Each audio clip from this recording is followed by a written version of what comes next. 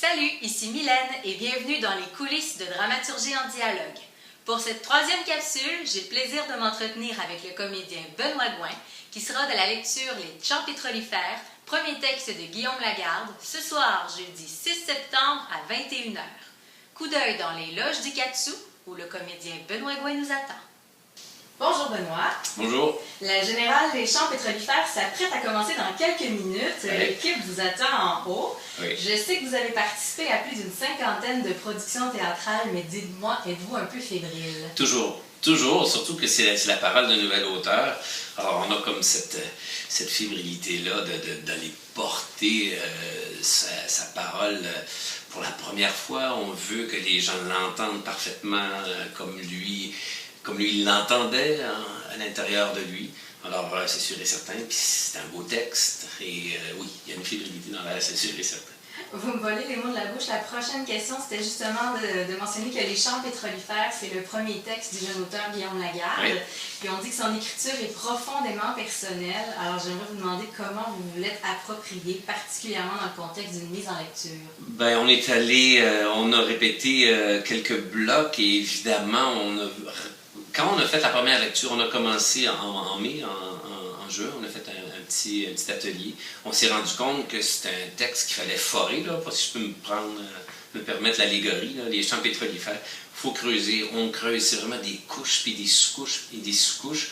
Alors, il a fallu y aller simplement, avec humilité, et se rendre compte que ce texte-là était porteur d'une symbolique et quelque chose de très, très, très théâtral, et dans la langue, et dans la structure. Alors, on s'est laissé porter, laissé guider par Patrice Dubois, qui est notre metteur en lecture. Et on découvre à chaque fois, à chaque lecture, on découvre quelque chose de nouveau. Alors, c'est un texte extrêmement riche. Il faut juste rester très humble face à ça. Mais c'est très porteur, le texte. Parlez-nous de ce père de famille de banlieue que vous incarnez dans Les Champs pétrolifères. Bien, premièrement, c'est le père d'une famille qui est très, très dysfonctionnelle. C'est un homme qui a un peu abdiqué par rapport au pouvoir qu'il a remis entre les mains de sa femme. C'est quelqu'un c'est un bon gars, c'est un bon vivant, c'est quelqu'un c'est le gros bon sens, qui a abdiqué, mais qui est proche de ses instincts. C'est des gens qui ont une nature très, très sauvage, à quelque part, mais qui fonctionnent, qui sont en société.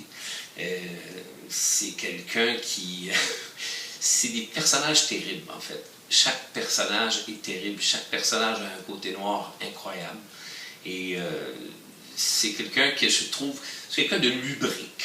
C'est quelqu'un de ludique, à quelque part. C'est quelqu'un d'un peu implacable. C'est quelqu'un qui est aigri, mais qui mord dans la vie. Qui a accepté le statu quo. Et puis voilà. Et qui a décidé que sa vie, mais ce serait ça. Et il n'y a pas beaucoup d'amour. C'est des gens qui sont sur eux, tout le temps, constamment. C'est vraiment, il y a beaucoup de narcissisme là-dedans, mais dans une époque de narcissisme. Et puis voilà, puis je pourrais en parler encore pendant longtemps, mais grosso modo, c'est ça. Ben, c'est quand même déjà bien. Dites-nous pourquoi assister à la lecture Les Champs pétrolifères ce soir à 21h? Ben parce que c'est un texte magnifique. Et c'est un texte qui dit beaucoup, beaucoup, beaucoup sur le monde d'aujourd'hui. C'est une parole qu'on n'entend pas souvent. C'est un auteur talentueux, vraiment, vraiment. Je pense que c'est un auteur dont on va entendre parler encore beaucoup. Alors, ceux qui aiment découvrir des nouvelles voix, ben, c'est le temps. C'est pour ça qu'il faut venir voir le texte ce soir. Petite entendre question. Oh! Le texte. Ben oui, entendre, c'est vrai, on est en mise en lecture. Petite question plus ludique avant de terminer. Histoire de banlieue rime souvent avec problème de circulation. Dites-moi, êtes-vous du genre transport en commun, covoiturage, ou préférez-vous plutôt conduire seul en écoutant musique ou encore livre audio lorsque vous traversez les ponts ou à tout le moins la ville? Mon Dieu, en fait, je suis plus voiture. Je vais essayer depuis 1 an, je dirais que là, j'utilise de plus en plus de transport en commun, le métro quand je peux, je marche.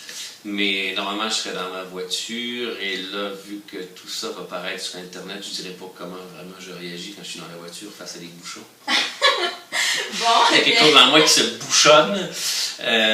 Oui, je suis plus voiture, essayer d'être zen. Ben, on va vous souhaiter beaucoup de zénitude ce soir. Merci beaucoup, Benoît. Je vous laisse à votre général. Merci beaucoup. C'était Benoît Gouin qui sera de la lecture Les Champs pétrolifères, premier texte de Guillaume Lagarde. Je vous rappelle que la pièce sera lue ce soir, jeudi 6 septembre à 21h. Quant à nous, on se retrouve demain où j'aurai 2 nouvelles capsules pour vous.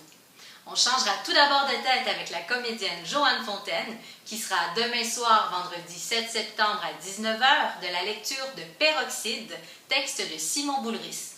Puis, on se questionnera avec le comédien Stéphane Jacques quant à la beauté du monde, magnifique texte d'Olivier Sylvestre, lauréat du prix Gratien Gélina 2012, qui sera lu demain soir à 21h.